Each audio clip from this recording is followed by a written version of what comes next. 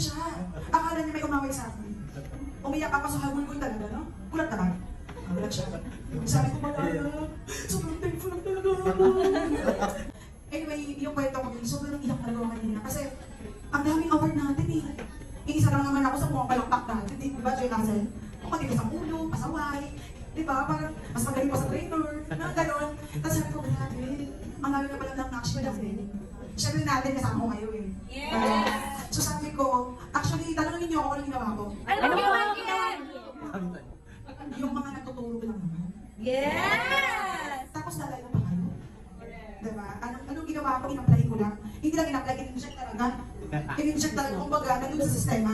So ngayon, sa Lord, sobrang thankful ako kasi buti na lang ang pagdaanan ko yung hirap, yung pag-jeep, yung naglalakad, basta kilikili, yung tipong hindi ko na alam ni Cecil yan, kasama ko siya. Sumakay kami ng bus, naloko lang ako ng pera. Maganda na mayroon. Eh sabi nga nila, di pwede puro ganda na. Kailangan na resulta, di ba? So, hindi naman nila alam na naghihirap ako eh. Wala sa tsura. Hindi natin pwede manghirap kasi di mo ka mahirap. So, pangatawa na, mayaman na. Diba? So, anyway, sabi ko, pag natandaan ko lahat ng hirap ko, sabi ko, Lord, buti na lang napagdaanan ko lahat yun. Kasi may reason pala, kasi dami talaga iyak ko. Naapunta na ako, nag-chip kasi siya, sabi ko, ito yan. Hindi ko na ma-stop talaga yung iyak ko. Kasi sabi ko, ang galing ni Lord. Ang lahat naman to, na ginagawa natin GMR, meron dito nahirapan, malayo pa ako. Sino dito yung bang nasa Cebu pa? Japan? USA? Mas ka naman, babe? Alam mo, palakpakan rin natin yung asawa ko. Kasi, sabi ko nga, pag si Lord, binuhos yung blessing, as sagad-sagad. Sabi ko, grabe to, parang nakakatakot. Grabe yung blessing talaga. Imagine ha, October 1 ang flight niya, dumating siya 3. Tapos kinabukas na uwi siya. Binukula yung flight niya. Bakit? He really support us. Yes! Kung ako lang yun, hindi naman siya mag-stay doon kanina eh. Long hours lang tulog.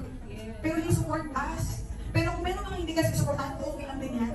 Kasi si Lord, may reason kung bakit pinagdadaan mo yan. And one day, nasabihin mo lang, Lord, buti na lang pinahirapan mo ako dun. Kasi bakit may lesson ka pala, ito pala yung greatest blessing mo ngayon. And sa totoo lang, dati, sobrang nanginginig ako magkausap sa harap. Pero ngayon kasi parang, the business is, you just do it purely na ikaw yun. You never can be another person. Sabi nga ni JMR, marami mas maganda pa sa'yo, mas mabuti pa sa'yo, focus ka lang sa sarili mo. Kasi each one of us, unique tayo eh. Embrace yourself. And wala namang kulang dito eh. Ang dami mo ng trainer eh. Social media, gusto mong panel? O paano gagawin? Gayahin mo lang ako. Mahirap ba gayahin? Hindi naman. Kasi bakit? Nagpakatotoo lang naman ako. You just have to be yourself. Diba? And technical training, tapos unlocker pa. Hindi pwede mo lang ang resulta talaga.